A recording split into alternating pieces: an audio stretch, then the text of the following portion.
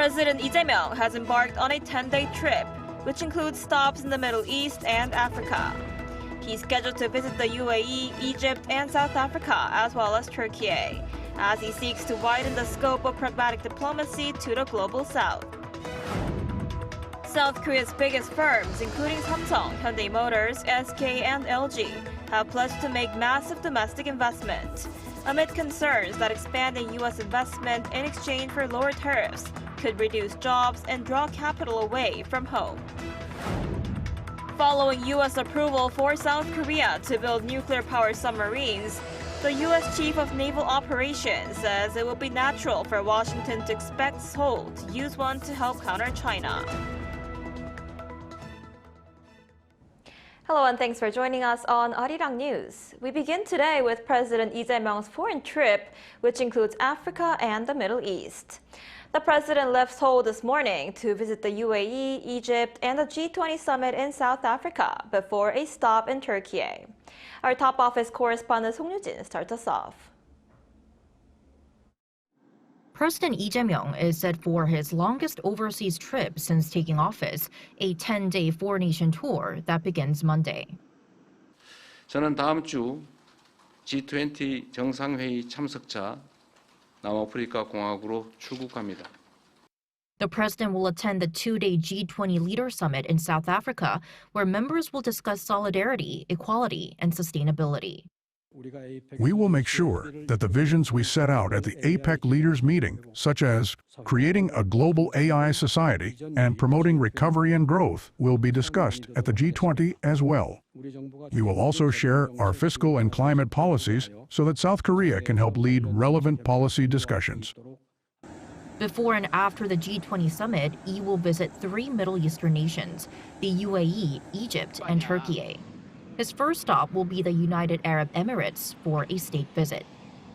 The UAE is our only special strategic partner in the Middle East. Through this visit, President Lee's first to the region since taking office, we plan to expand cooperation beyond the four key areas of investment, defense, nuclear power, and energy, into advanced technology, healthcare, and culture. In Abu Dhabi, Lee will hold a summit with President Sheikh Mohammed bin Zayed Al Nahyan, followed by an MOU signing ceremony and lunch. The MOUs will cover areas including artificial intelligence, business cooperation, and defense.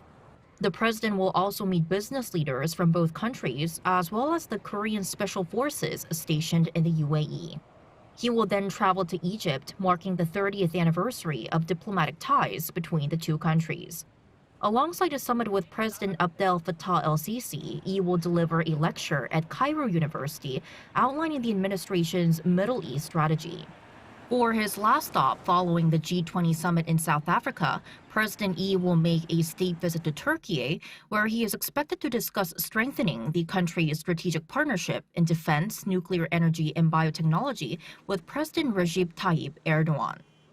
Having wrapped up major trade and security negotiations with the United States, President Lee now turns to an extensive round of multilateral and bilateral diplomacy. His trip this time is expected to widen the scope of South Korea's pragmatic diplomacy to the global south. Song Yoo-jin, Arirang News. And South Korea's biggest corporate players prepared to invest billions into the United States, a crucial part of concluding bilateral tariff negotiations. The companies have now unveiled multi-billion-dollar plans to create new factories and jobs at home. Our Oh Soo-young has the details. South Korea's largest conglomerates are pledging tens of billions of dollars for domestic factories, advanced technology and new jobs, as concerns rise that expanding US operations could draw capital away from home.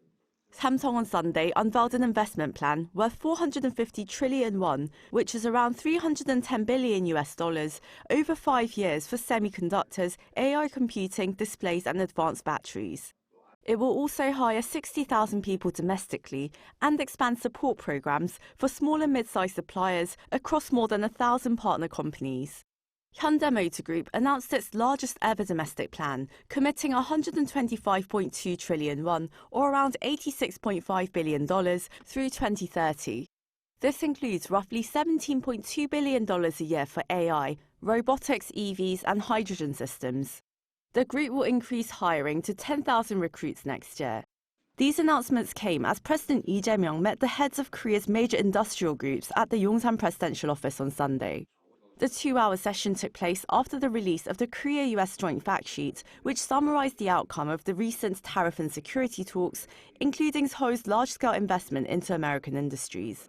South Korea's private sector, including Samsung, SK, Hyundai and LG, is expected to pitch in $150 billion. President Lee thanked executives for their role during the negotiations. However, he asked them to ensure that domestic investment in regional projects do not fall behind as US operations expand, emphasizing the importance of local employment and balanced growth alongside SMEs.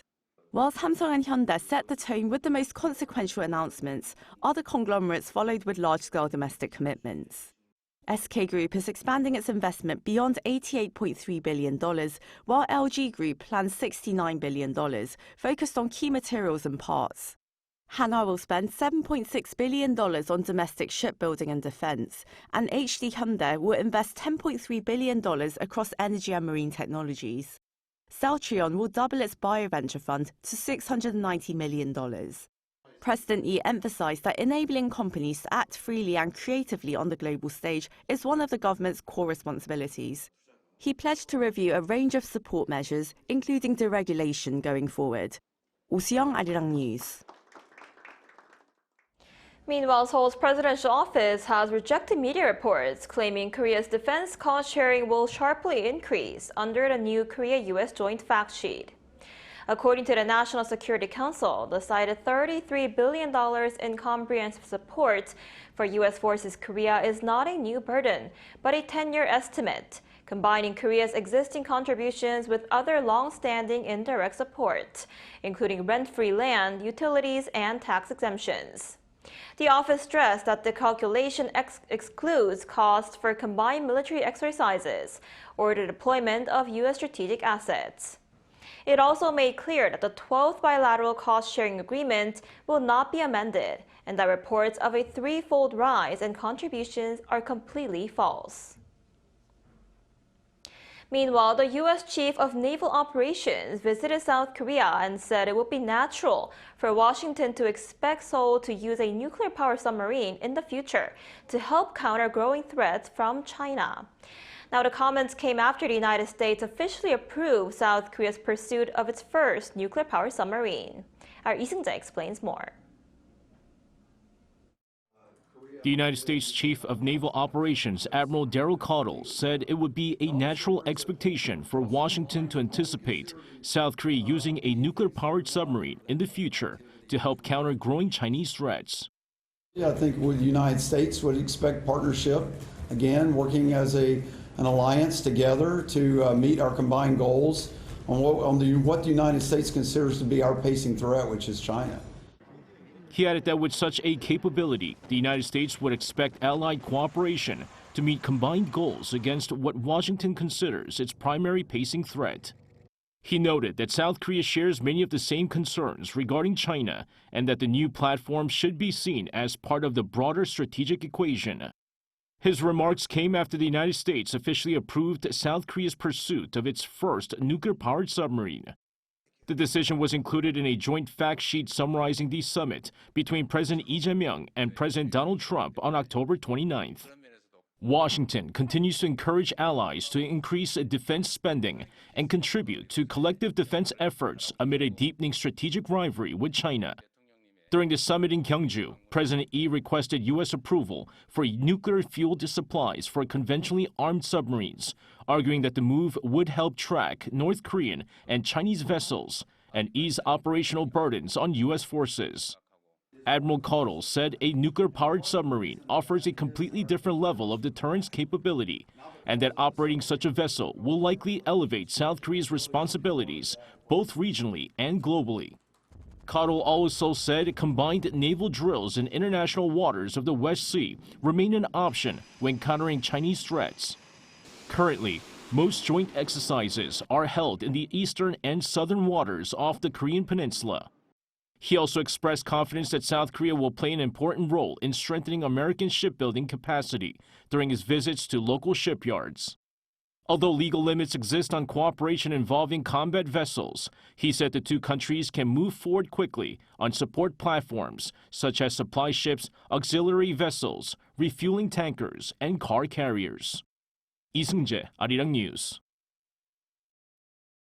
The South Korean Navy will participate in the ROK-U.S. combined anti-submarine warfare exercise, Silent Shark 2025, starting Tuesday in waters near Guam.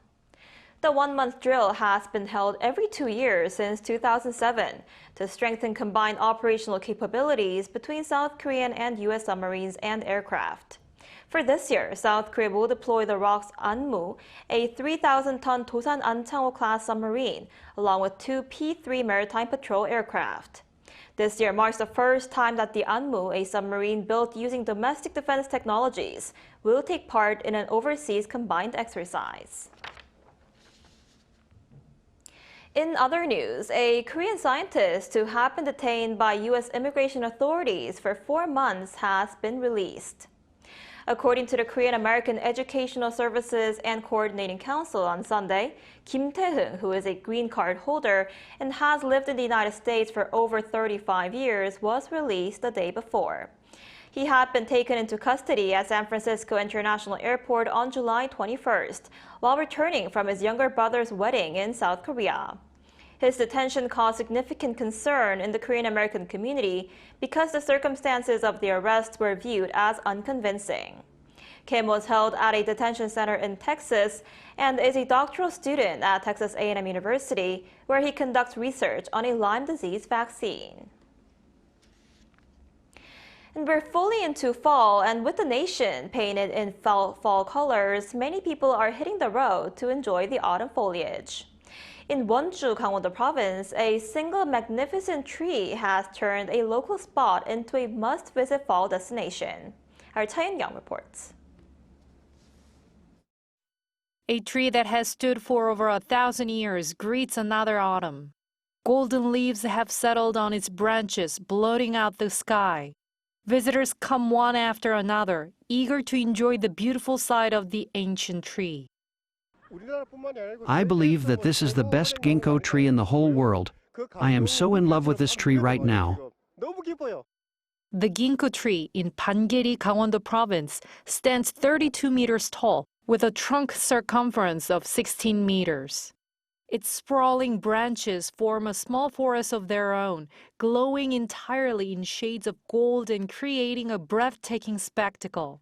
Enchanted by its fairy tale beauty, everyone is busy taking pictures to capture the moment. We came on a family trip to celebrate my mother's 70th birthday. I'd heard that ginkgo trees symbolize longevity, so I really wanted to see it up close. This grand and beautiful tree has made this family trip all more meaningful.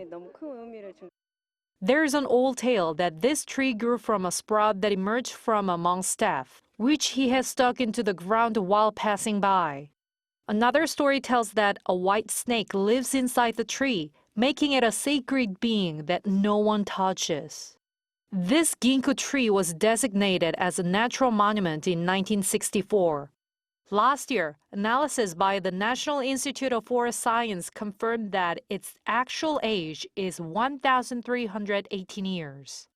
The Pangeri ginkgo tree, now at the peak of its autumn colors, is expected to maintain its breathtaking beauty for about another week. Cha Eun-kyung, Arirang News.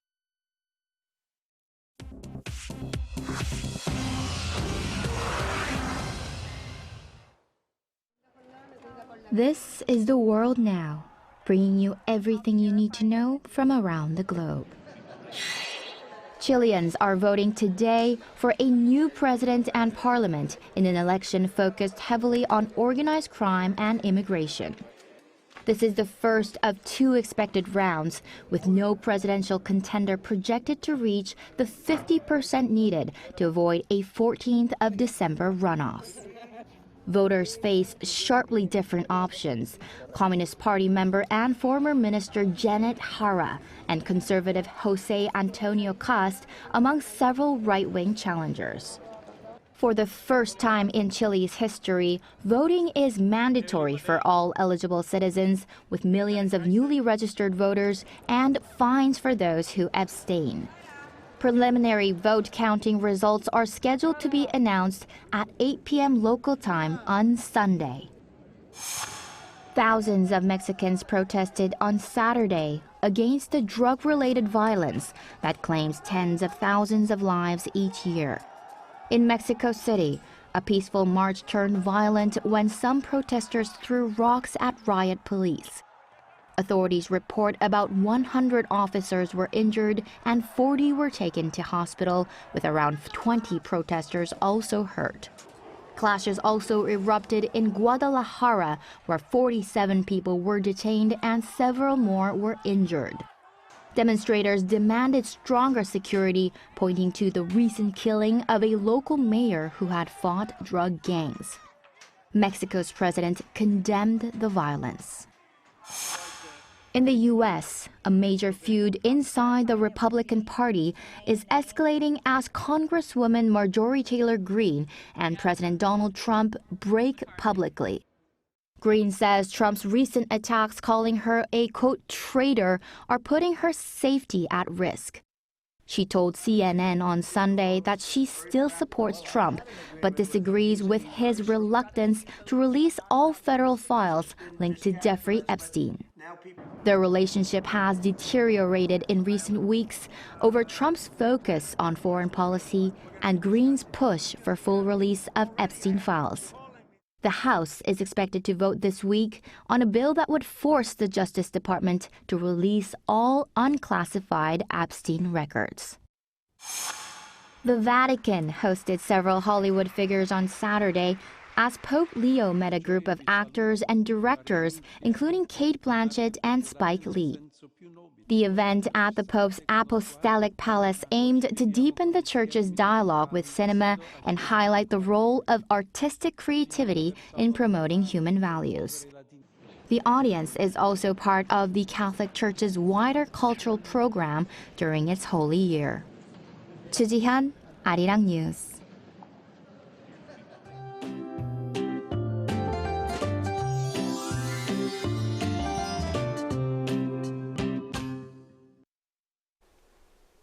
After a lovely mild weekend, it got really cold again overnight, almost like winter just skipped the line and walked right in.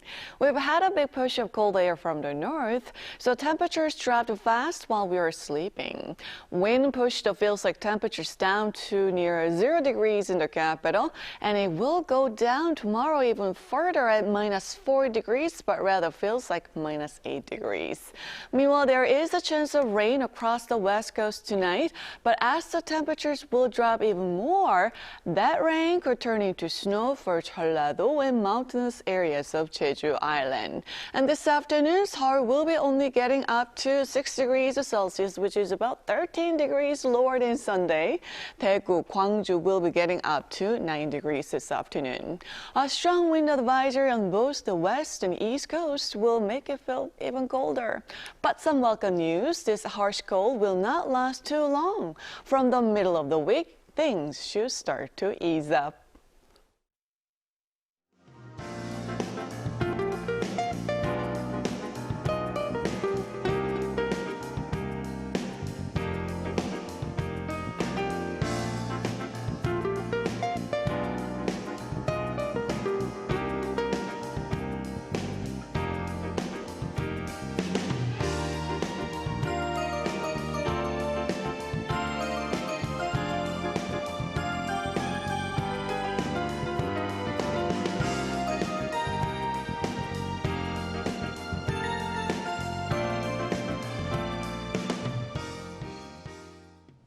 That's all we have for today's noon edition of Arirang News. Thank you for watching. We'll be back at 5 p.m. Korea time. Stay tuned.